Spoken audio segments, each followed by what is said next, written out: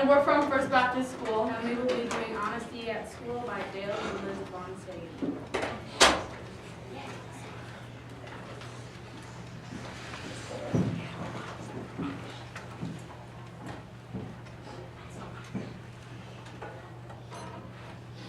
Hello, Ruthie. How are things going today?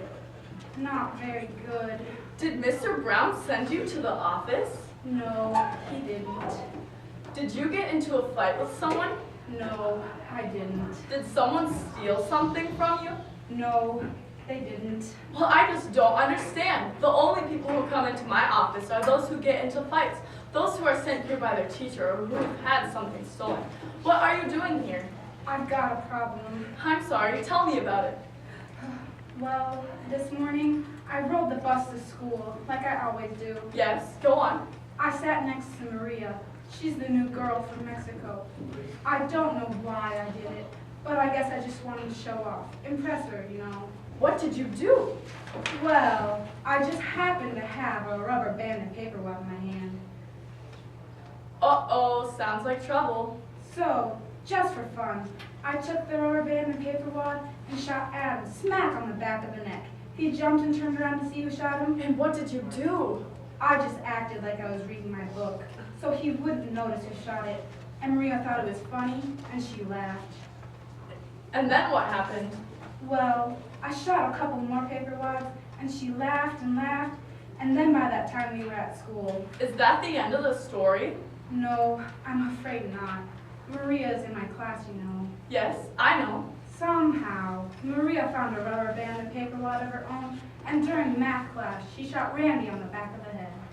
Oh no, I wonder where she got that idea. And do you know what she did?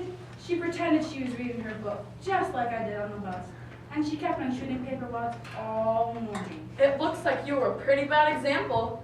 My teacher, Mr. Brown, saw some of the paper wads on the floor and asked several times who was shooting them. Did anyone in the room tell the truth? No, Maria just kept on pretending she was reading her book. I feel terrible about the whole thing, especially since Maria got caught. She did? Yes, I tried to tell her to quit, but she didn't understand me. She doesn't understand English very well, you know. Yes. Oh wait.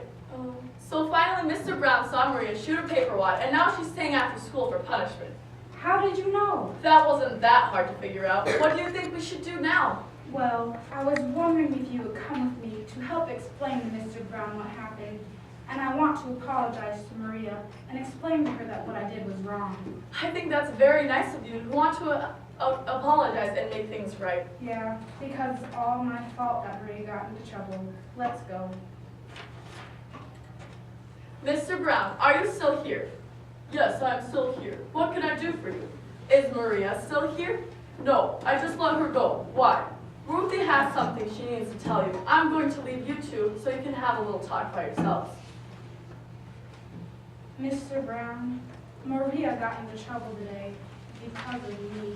Because of you? What do you mean? Well, on the bus this morning, I shot some paper wads at people and then pretended to be reading my book. And Maria copied what I did here in class today. So it's all my fault that she got into trouble. I was a bad example. I understand. She just did what she saw you do because she thought it was funny. Yes, and I'm sorry. I want you to punish me, not Maria. She didn't know any better. I'm glad that you are being honest with me, Ruthie. Not very many of my students would be responsible enough to do what you are doing. What you are doing. Many of them lie or cheat when they can. I know, but I was saved at church, and I'm trying to live a Christian life. That's awesome, Ruthie. I'm a Christian too. Really? Will you help me to talk to Maria tomorrow? I want to tell her that I'm sorry, and I think I will ask her to come to my church too and learn about God. Sure, I'd be glad to help you talk to her.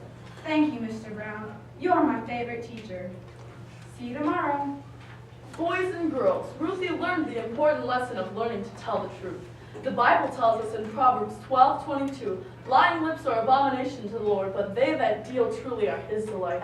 This verse explains that we disappoint the Lord when we are not truthful. But as we learn to be honest, we become pleasing unto the Lord. Let us all take today's lesson and make it our practice to always tell the truth.